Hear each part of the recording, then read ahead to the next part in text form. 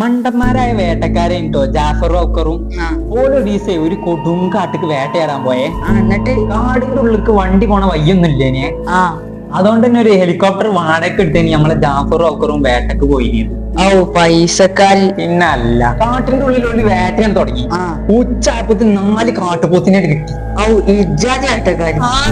ജാഫർ നമ്മളെ ഹെലികോപ്റ്ററിന്റെ പൈലറ്റിനോടാണ് പറഞ്ഞു ഈ 4 കാട്ടുപോത്തിന് ഹെലികോപ്റ്ററിനെ തൂക്കിയായിട്ട് കൊണ്ടുപോകണം. എന്നിട്ട് ഇതാണ് കേട്ടപ്പോ നമ്മളെ പൈലറ്റോട് പറഞ്ഞു 4 ഒന്നും കൊണ്ടുപോകാൻ കഴിയൂല കുട്ടിയെ, 2 ആണെങ്കിൽ നോക്കാന്നാണ് പറഞ്ഞു. അപ്പളല്ലേ ഇതാണ് കേട്ടപ്പോ നമ്മള് ജാഫറിന് ദേഷ്യം പിടിച്ച്. എന്നിട്ട് ജാഫറോട് പറഞ്ഞു എനിക്ക് ഞങ്ങളെ പറ്റി എത്തെങ്ങനെ അറിയാം, കഴിഞ്ഞ ഇതേ കാട്ട് വന്നാണ്ട് ഇതേ സ്ഥലത്ത് വന്നാണ്ട് ഇതേപോലെ 4 കാട്ടുപോത്തിന് വേട്ടയാടി പിടിച്ചാണ്ട് ഇതേപോലെ ഹെലികോപ്റ്ററിൽ കെട്ടി തൂക്കി കൊണ്ടുപോയ ആൾക്കാരാണ് ഞങ്ങള്. ഇജ്ജാതി വേട്ടക്കാരാണ് പോലെ. ഇതത് കേട്ടപ്പോ നമ്മളെ പൈലറ്റ് കൺഫ്യൂഷനിലായി. നിങ്ങൾക്ക് അത്ര ഉറപ്പുണ്ടെങ്കിൽ നമുക്ക് ഈ 4 കാട്ടുപോത്തിനും കെട്ടി തൂക്കി ഹെലികോപ്റ്ററിൽ കൊണ്ടുപോവാന്നിട്ട് മൂപ്പര് സമ്മതിച്ചു. അപ്പൊ സമ്മതിച്ചോ? സമ്മതിച്ചു. അങ്ങനെ 4 കാട്ടുപോത്തിലും കെട്ടി തൂക്കിയാണ് നമ്മള് ഹെലികോപ്റ്ററാണ് പറഞ്ഞു.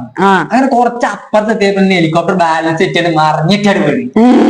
ഭാഗ്യത്തിന് 3 ആളുകൊണ്ട് രക്ഷപ്പെട്ടു. എന്നിട്ട് നമ്മളെ ജാഫർ നീച്ചുന്നുണ്ടോട്ട് ചോദിച്ചു ഇതേതാ സ്ഥലം എനിക്ക് മനസ്സിലായ എന്റെ ഔക്കറേന്ന്.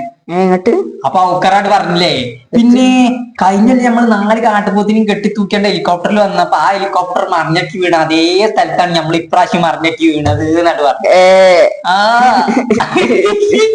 ഇജാതി എന്താളില്ലേ ഓലപ്പൊ കൊക്കള കൊണ്ടേ അറിയുള്ളൂ, കൊണ്ടറിയില്ല. ഒരണകളാ മറന്ന് ഇപ്പൊ വീണപ്പോൾ ഓർമ്മ. അല്ല ഒരു മനുഷ്യന്മാരാ, അതുകൊണ്ടല്ലേ ജാഫർ ഔക്കർ. അങ്ങനെയാണ് ഒരു കൊക്കളല്ല മനുഷ്യന്മാരാണ്.